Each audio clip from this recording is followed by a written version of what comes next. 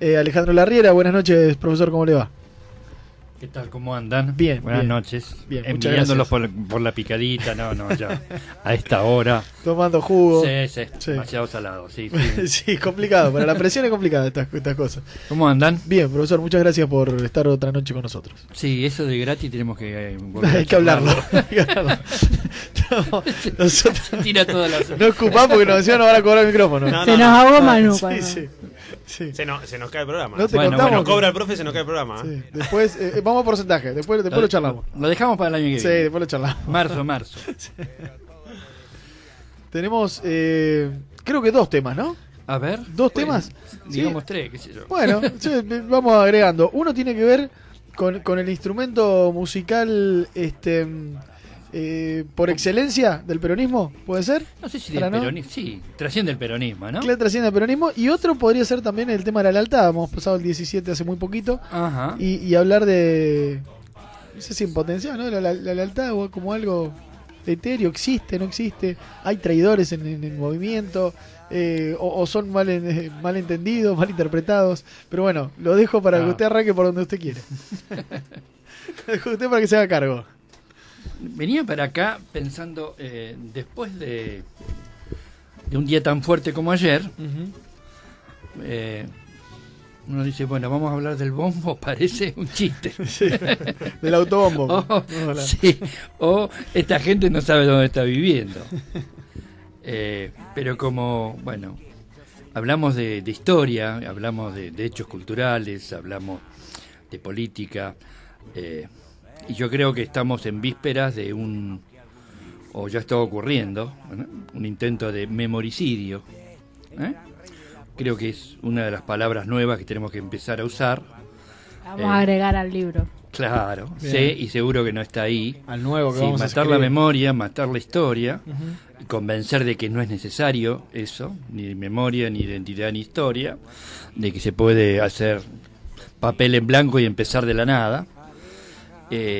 Y combatiendo esto del memoricidio, creo que es un proyecto fuerte y que se va, por lo menos nosotros lo vamos a notar y vamos a ir advirtiendo, reconstruir con la excusa del bombo una parte de la identidad de los argentinos y en parte una identidad de los pueblos, porque como decimos, el bombo es la banda de sonido de muchos de los acontecimientos políticos argentinos más importantes. Yo recordaba también en esto de la cultura, hace tiempo leí y estudié un poco el tema de la música y el baile brasileño, ¿no? Y uno ve que es, en general, por ejemplo, la samba es un baile de pasos muy cortitos y de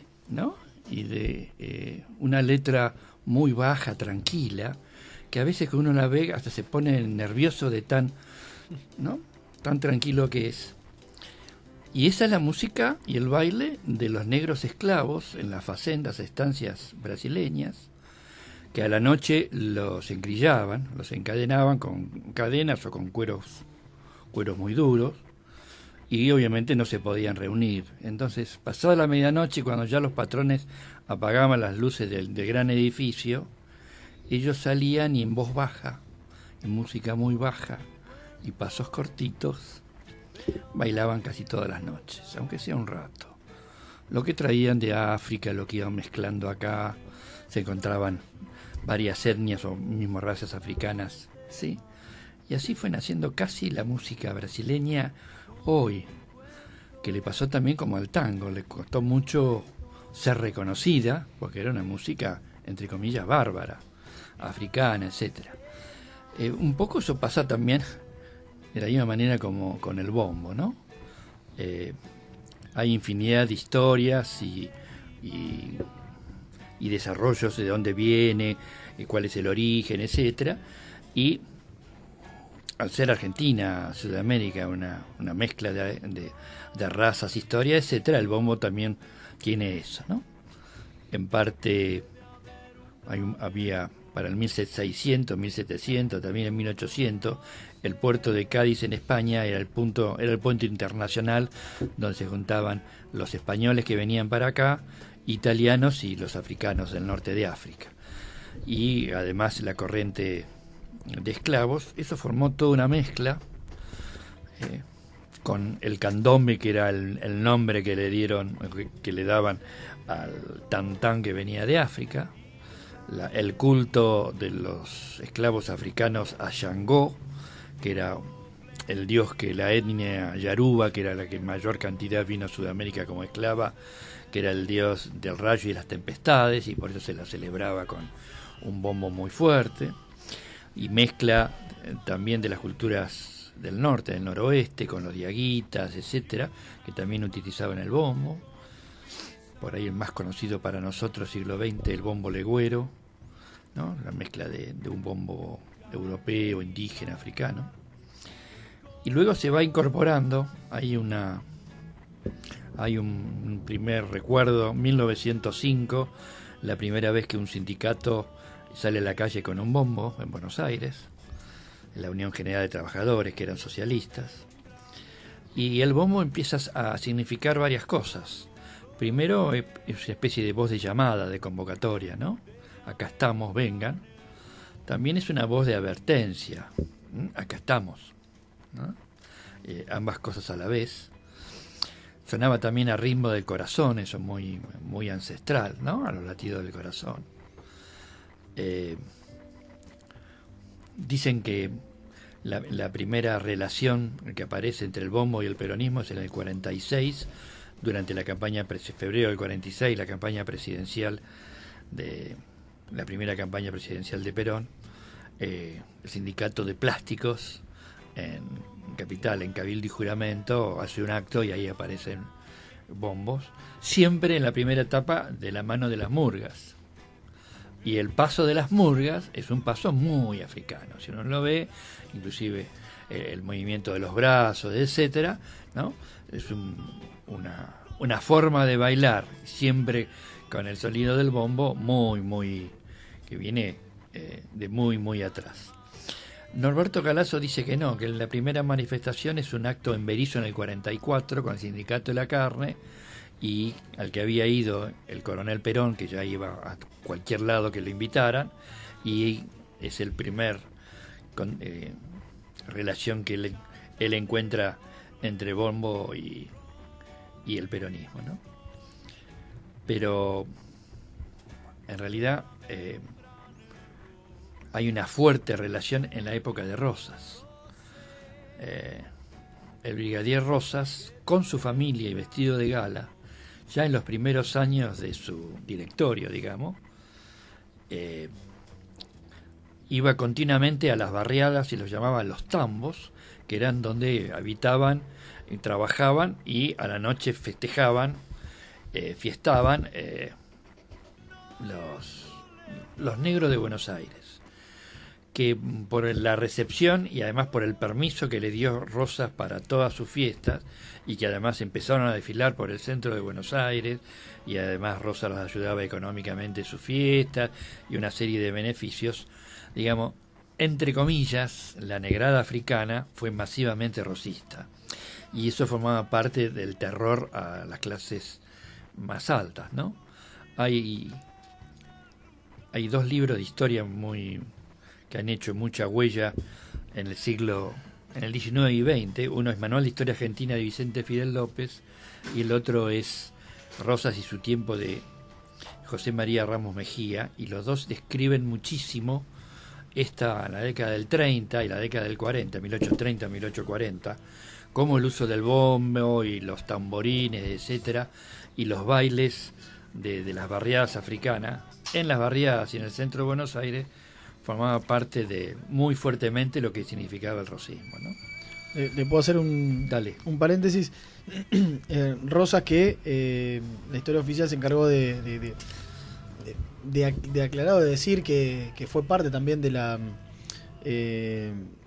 campaña del desierto, o la conquista del desierto, fue algo muy distinto a lo que hizo Julio Argentino Roca, porque Rosas tenía mucha llegada a los indios, como decían en ese momento, y a los negros. O sea, tenía la posibilidad del diálogo, y tenía dentro de sus tropas rosistas, Rosas, que era también un hacendado, que tenía lo que es ahora el Parque 3 de Febrero, toda su estancia, pero que tenía muy buen trato, al contrario del resto de los hacendados que tomaba como esclavos a los negros, algo que decía usted, eso, tenía dentro de sus tropas gente no como esclava, sino casi como, no me animaría a decir como un igual, ¿no? Pero tenía otro respeto muy distinto. Por lo menos para lo que podía ser igual en aquella En ese época momento, y claro. para los criterios de igualdad de aquella época, ¿no? Por eso Rosas no combatió al indio. Claro, Siempre, exactamente. a veces salía de represalia cuando le robaban ganado, Sí, etcétera, sí, sí. etcétera. Sí, pero negociaba. Su política fue de permanente negociación, se llevaba, no se los robaba, hacía acuerdos con los caciques indios, claro, y se llevaba a sus hijos y sus hijas a educar a Buenos Aires. Exactamente. Como un gesto de hermandad, es decir, si yo tengo tu hijo, seguro que no vamos a guerrear, Claro, ¿no? claro. Eso ya viene del medioevo, ¿no? Ese tipo de acuerdo, Y pero algo además muy como un distinto, gesto de recepción como amigo, ¿no? Claro, y algo muy distinto a lo de Roca, que se lo llevaba y vendía a los indios en subastas públicas. Eso lo cuenta Pacho Donel en su libro Rosas, el tirano de la historia argentina. Cuenta todas esas, de cómo lo trataba, casi desconociéndolos, los de su propia clase, por ese trato que tenía a los indios y a los negros. Sí, no hay ninguna comparación entre que casi no hubo conquista del desierto de Rosas, sino hubo cierto avance de la frontera negociada. Claro. Inclusive Bahía Blanca, que la fundación de Bahía Blanca, que de 1828 con el coronel Estomba, prácticamente era un puesto aislado que prácticamente no se lo tocaba, era casi indefendible a 700 kilómetros de Buenos Aires, y no se lo tocaba por los acuerdos de convivencia que había, ¿no? Algo que no cuentan a la hora de hablar de Rosas, nadie repara en esas cosas. Y cuando en algún aspecto queramos criticar a Rosas, lo primero que tenemos que tener en claro que Rosas tenía los límites de un gran hacendado de la provincia de Buenos Aires. Claro. Esas limitaciones objetivas de su situación, ¿no es cierto? Sí, aparte del contexto, mucho se habla de la violencia de Rosas, pero bueno, en un contexto donde toda la provincia de Buenos Aires, con personajes como Balcarce, como Dorrego, estaban en permanente guerra y había un caos total, y el restaurador del orden termina siendo Rosas por tener que imponerse a eso. O sea, digo, en esa lógica, evitar la violencia parecía casi imposible. Y esa lógica viene después del primer gran fusilamiento y primera gran traición de la historia argentina, que es el fusilamiento de Dorrego en Navarro en diciembre del 28, ¿no es cierto? Sí, con Juan Galo Lavalle, que vuelve después, ¿no?, de ganar... El sable sin cabeza, Lavalle, según los dichos de San Martín, ¿no? Perdón, ya que lo cuenta Lavalle, siempre me quedó esto. Ernesto Sábato, cuando habla en Sobreres y Tumbas, cuando van mechando y habla una parte de la historia, habla de un Lavalle realzándolo. Habla de un Lavalle como un general pobre después de las guerras de la independencia, perseguido, hasta grande, muerto, perseguido incluso hasta muerto arriba de su caballo, hasta el norte, como querían la cabeza de Lavalle. Pero el revisionismo habla de un Lavalle que entraba a cada uno de los pueblos donde cuando iba a la guerra, donde sus soldados mataban, violaban y se llevaban los víveres. Era todo en pos supuestamente de la guerra con el Brasil por la banda oriental, o sea, justificando por el bien nacional, cometía un montón de crímenes casi de lesa humanidad, diría. ¿Cómo hay dos visiones tan distintas de una misma persona? Pasa con Rosa también. Sí, bueno, eso en parte un poco la historia argentina, ¿no? Yo dirigiría un poco, no sé si a un costado el tema de la violencia, porque como hubo violencia, crueldad, el degüello era común en ambos sectores, creo que nadie puede quedar libre de eso, ¿no? Sí. La parte santa de Lavalle, por decirlo de alguna forma, era que fue un tremendo comandante de caballería, muy arrojado, muy valiente, medio loco en ese sentido, ¿no es cierto? Y en eso ganó un prestigio, un reconocimiento, y sus hombres lo seguían. Por otro lado, Sable sin cabeza, San Martín se estaba refiriendo a Cobo Bonifacio del Carril y los Zarratea, digamos, los doctores de la ley, en el sentido peyorativo de la palabra, lo convencieron, lo llevaron, lo manipularon para el asesinato de Dorrego y para que después fuera, digamos, el cuchillo el cuchillo gratis. Sí, el brazo armado. Sí, de los comerciantes y doctores del puerto, Claro. ¿no? Del Carril fue el mismo de la carta al rey de Inglaterra pidiendo que vuelva a ser colonia después de liberarse de los, sí, de los españoles. Aparentemente del Carril era algo más que un comerciante, etcétera. Era un agente en el Río de la Plata. Claro, un operador. Sí. Hoy lo que llamaríamos un doble agente. Claro. Y en esa época convulsionada, generalmente los doble agentes eran triples, cuádruples, Claro. no había límite. Claro, sí. Una vez que ya sos doble y pues no hay límites. Sí, lo que parece a la distancia una locura, liberarse de una superpotencia para entregarse prácticamente a otra. Sí. Liberarse de una potencia que venía en declive, Claro, bajada en declive para para una es una superpotencia. mucho más grande. Sí, y ahí comienza el drama sudamericano, ¿no? Convertirnos en 12, 14, 15 pequeñas repúblicas y no poder conservar el continente, ¿no? Todo lo contrario de lo que hizo Estados Unidos. Sí. No sé cómo llegamos no nos fuimos tan lejos, pero arrancamos con el bombo. Con el bombo, sí. Podemos, con Rosas retomamos. Sí, podemos volver enseguida. No, porque hicimos referencia al bombo y lo que significaba, ¿no? Hay relatos de Ramos Mejía en este Rosa y su tiempo, que habla de la orgía con tintes diabólicos, así, que significaba ver marchar a los negros y bailar y a las mujeres jóvenes negras. Claro. Y es estamos hablando de 1836, 1838. Obviamente hablaba del baile lujurioso de las negras, ¿no? Y del mundo grotesco, salvaje y bárbaro que significaba ver la fiesta de esas comunidades, ¿no? Entonces un choque cultural nuevamente que está sin solución todavía, no solamente en Argentina, en el mundo está sin solución. Veamos el tema tremendo de las migraciones o lo que queramos hoy en el mundo. Aparte el contraste en la casa de Mariquita Sánchez de Thompson bailando minué contra como dice, lo grotesco de las negras. Y en el medio un gran acto de Brigadea rebeldía de también. Rosas con su mujer, Claro. vestido de gala en el medio de la medio fiesta. de eso, Así la cosa. avalando. Sí. Que es un gran acto de rebeldía y de dignificarse también como ser humano de parte de ellos, que eran los que más sufrían, ¿no? Esto de que eran esclavos, que son tratados como una cosa, y sin embargo no perdían el baile y las ganas de expresarse y de festejar la vida también. Sí, ya en esa época en Buenos Aires eran casi libertos, ¿no? Claro, no, pero tomando lo Pero de, igual lo de el Brasil, sector por eran ejemplo. libertos y de qué vivo. Claro. Sin educación o minoría. iletrado, digamos. Educación es otra cosa, Claro. ¿cierto? Bueno, era muy difícil. Sí, era decir, acá estamos. Esto somos, ¿no? Esto es lo nuestro. Y detrás nuestro están nuestros padres y nuestros abuelos se quedaron allá en África, que es imposible volver. Y bueno, estamos tratando de reconstruir aquello que recordamos acá. Y bueno, y obviamente. Hay cosas, un disparador importante, hay cosas muy lindas para hablar con el tema de los bailes. Estaba pensando en la capoeira, cómo imitando una especie de baile terminaban practicando los esclavos africanos artes marciales sin que se dieran cuenta sus patrones.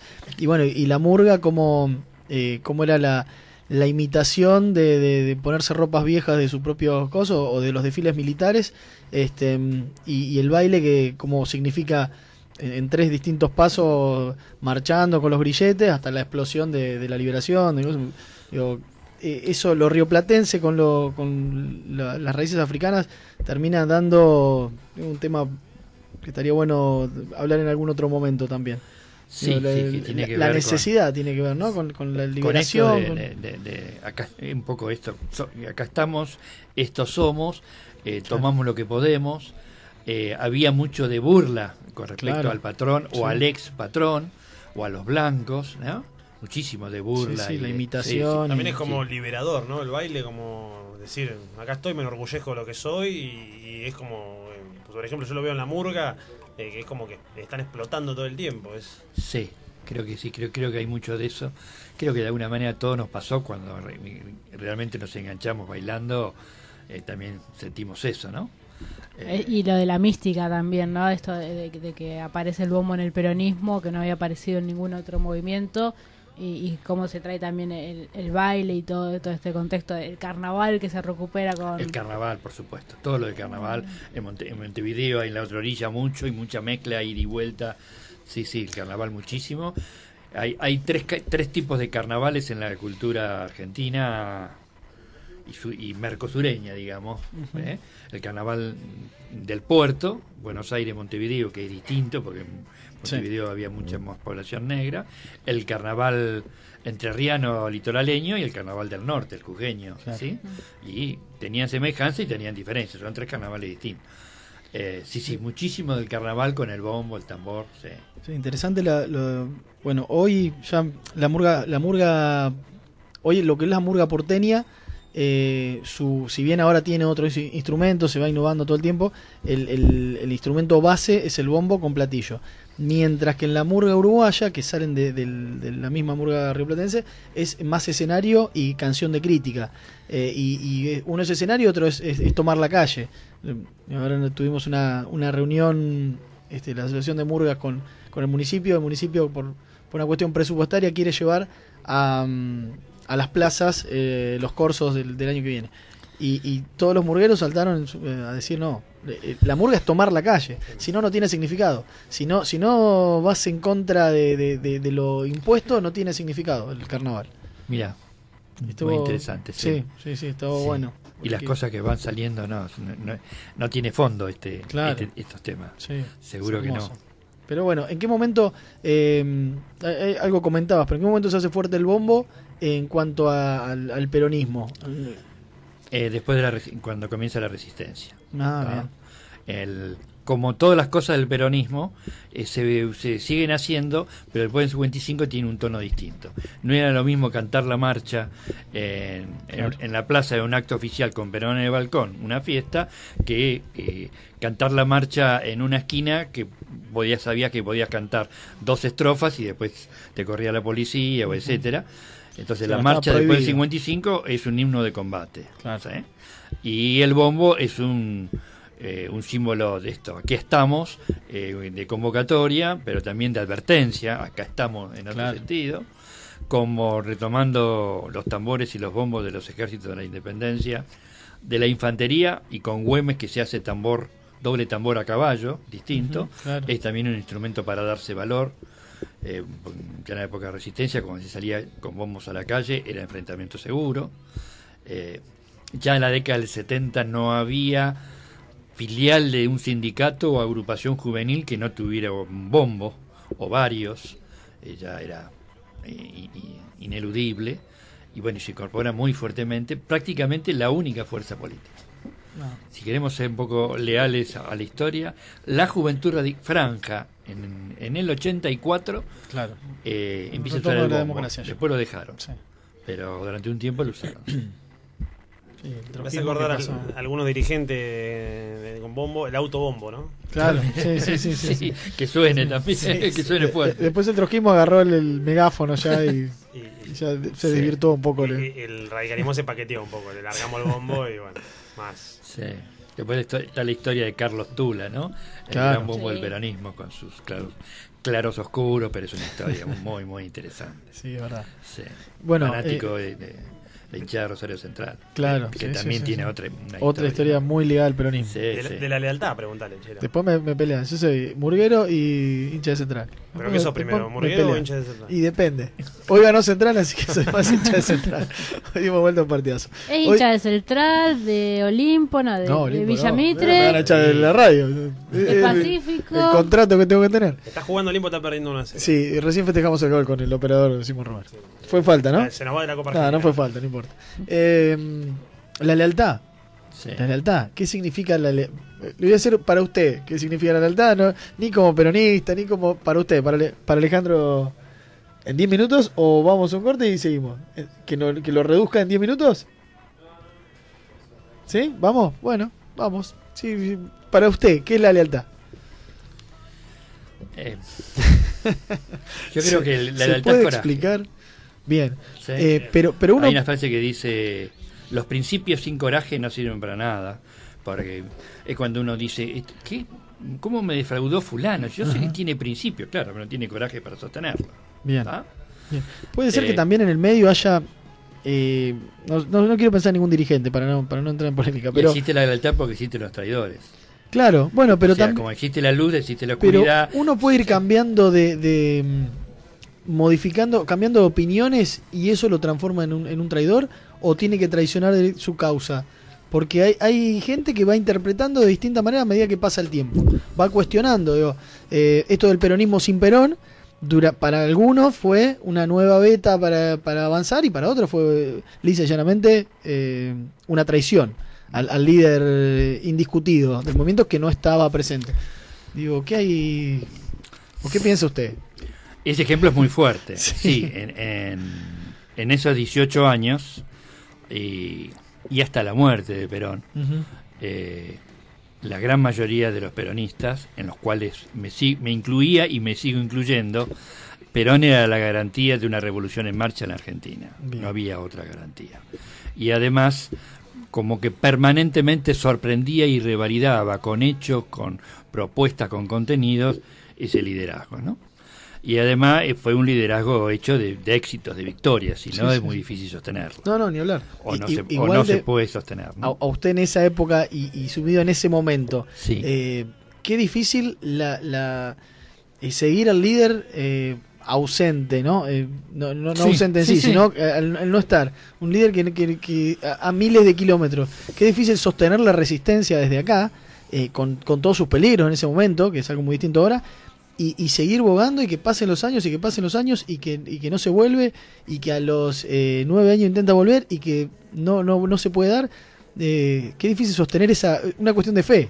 Imposible de explicar. Sí, ¿no? No hay, Yo no hay puedo poner en su lugar. no Por hay eso. racionalidad política para explicar eso, porque a 10.000 kilómetros de distancia ni siquiera se podía hablar por teléfono con Claro, él, no otros había tiempos. ningún tipo de comunicación, y cuando llegaban las famosas cintas radiofónicas que se ponían en los grabadores gelosos de aquella época, cada vez que llegaba una, los servicios de inteligencia hacían 5 más y se pasaban meses discutiendo a ver cuál era La real. la real, ¿no es Claro. cierto? Y además había infinidad de operaciones cruzadas de dirigentes peronistas locales para cualquier lado, y siempre de operaciones del gobierno de turno. Visto desde acá, no se puede explicar la lealtad a Perón cuando a veces ni siquiera se sabía si estaba vivo. Claro. ¿Sí? Y cuando a veces en máximas situaciones de debilidad, él estaba obligado a hacer infinidad de volteretas y de cambios, etcétera, ¿no? Por eso cuando a veces hoy se habla de las situaciones difíciles, etcétera, etcétera, yo siempre hago la comparación. Toda comparación es jodida, a veces falsa, pero si hay algún momento en la historia argentina o del mundo que se puede decir que la fe mueve montañas, se fue eso. Claro. Yo no viví esa época porque yo me incorporo por una razón de edad en los años 70, es decir, no viví toda la etapa Claro, anterior. desde el 55. Pero sí. era muy común en esos años uno tener conversaciones de este tipo o mateadas con gente que en esa época tenía 40, 50 años y que venía de muy atrás. Yo me acuerdo cuando se produce, nos estábamos acercando a noviembre del año 72, el 17 de noviembre regresa Perón. Sí. Yo tuve oportunidad de hablar con varios históricos y creo que todos me confesaron, yo nunca creí que volvía. Claro, Digo, después de tanto ¿cómo? tiempo. Hace 17, Claro, 18 te estás peleándola. No, pero Perón vuelve, sí, era una bandera y era la forma de sostener la lucha de los trabajadores, de los pobres, del movimiento nacional, de nuestra dignidad, pero yo la Es una verdad, cuestión de sí fe, me pareció imposible. una necesidad. Nunca encontré a alguien que dijera, no, yo estaba convencido que Claro. sí. No, lo que pasa que me imagino que sería, vuelve en el 57, vuelve en el 59, vuelve en el 60, vuelve, y en un momento ya uno deja de No, querer, no. digo, y, me imagino. y la gran crisis de 63-64, cuando finalmente vuelve el famoso avión El negro, avión negro, claro. y lo detienen en Brasil, Brasil y lo vuelven por para orden de atrás. Estados Unidos, y ahí uno dice, bueno, ya está. Se acabó todo. Y eso, guarda, Y produjo una crisis en la militancia Claro. política. No los operadores, digamos, del PJ, que dijeron, bueno, ahora campo libre. Claro. Produjo una crisis en la militancia casi terminal, que solamente por un puñado de dirigentes muy fuertes empezó a reconstruir, porque el bajón fue Los más leales listo. quedaron. Sí, o los más locos Claro, también. sí, lo más... Bueno, sí. lealtad es coraje, dijiste hoy. Cuando... Sí. Lo más corajudo también. Lo que más fe cuando tenía. hablé de principio de honestidad, bueno, coraje, porque principio de honestidad, si no lo podés sostener, Incluso una gran decepción además para los otros. no hablaban de la amenaza de que si entraba a territorio argentino lo iban a derribar el avión antes de cosas. Por eso digo, la peligrosidad después no lo van a dejar volver nunca. Digo, después de 9 años, y hubo que esperar 9 años más. Digo, en algún momento la fe se termina Hubo que diluyendo, tener, me imagino. 9 años más, y durante 18 años, digamos, el cielo estuvo muy nublado, muy negro, y en un momento del año 72, por circunstancias internacionales, se abrió un cachito de las nubes, entró un rayito de sol durante un año y pico, y se volvió a cerrar. Claro. Nada más. En el medio, revolución, 69. Cordobazo. No, revolución cubana. No, 59. 59, perdón, 59, la Moncada, exactamente. Digo, ¿eso influyó en la militancia, esto de revolución, de Tremendo. revolución violenta, digo, de tomar por las armas? Sí. Y el líder fue el líder que por ahí podía contener un poco la tropa tan lejos, ¿influyó en la militancia también? La influencia de la revolución cubana fue muy fuerte en el peronismo. Esto va a dar para varios encuentros. Dejo algunos títulos. Un cachito, claro. Sí. Ahí lo perdimos a John William Cook, Ajá. entre otras cosas. Y ahí comenzó una discusión que muy fuerte que todavía está sin terminar. ¿Sí?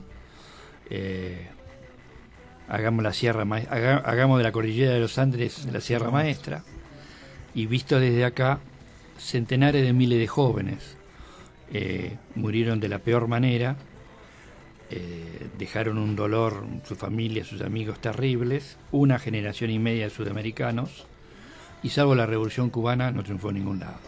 Claro. Y yo puedo dar fe desde mi experiencia, nada más, que cuando yo empecé a militar, esto ya estaba claro. ¿Sí? Bien. Creo, ustedes conocen la anécdota del flautista de Melín, De Hamelin, sí. de Hamelin, Sí. sí, no es una fábula. Una fábula, Una sí. fábula flautista de Melín, donde alguien tocando la flauta. Sí, y, va, ¿no? va. Sí. Todas las ratas Yo atrás. creo que en Argentina especialmente, pero en general en Sudamérica, pero mucho más en Argentina, porque en Argentina estaba el peronismo y estaba Perón, y había una forma construida de hacer política, de manejar política, de saber política, y hubo flautistas de Amelín que llevaron una generación y la tiraron al precipicio. Y no lo pudimos impedir. ¿El flautista es Macri hoy? Muy interesante. Se podría decir, ¿no? Muy interesante. No le da. No le da. No, para eso no, le da para otras cosas, para Sí, eso no. le da. son más peligrosos los flautistas porque están de este lado, me parece. Sí, Entonces y aquí es más complejo. venía hablando de la música, por eso. Claro, exactamente. Por eso la analogía es interesante. Profesor, muchas gracias otra noche por acompañarnos. Nos vemos dentro de 15 días. ¿Cómo no? Y creo que quedan un montón de cosas pendientes. Y coraje. Y coraje. Coraje. Y se ganó un salamín el profe, así que le vamos Muy bien. a convidar con algo. Muchas gracias. Así pasaba el profesor Alejandro Larriera en su columna histórica.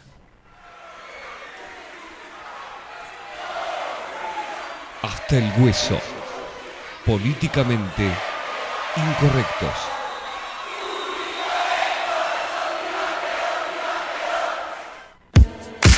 Urbana 93.9 Bahía Blanca. A veces los periodistas de deporte hacemos nuestro laburo como si fuéramos comentaristas de películas porno. Hablamos, criticamos o elogiamos cosas que después no podríamos ejecutar de ninguna manera. Gonzalo Bonadeo, Guido Berkovich, Ezequiel Fernández Murs, Ariel Sher, un equipo de lujo. Arqueros, ilusionistas y goleadores. Gonzalo Bonadeo en Urbana, de lunes a viernes de 18 a 20. La venganza será terrible. Aquí estamos en la ciudad de Bahía Blanca, en este hermoso teatro municipal. La gente de FM Urbana, que es la que transmite La venganza será terrible aquí en Bahía Blanca.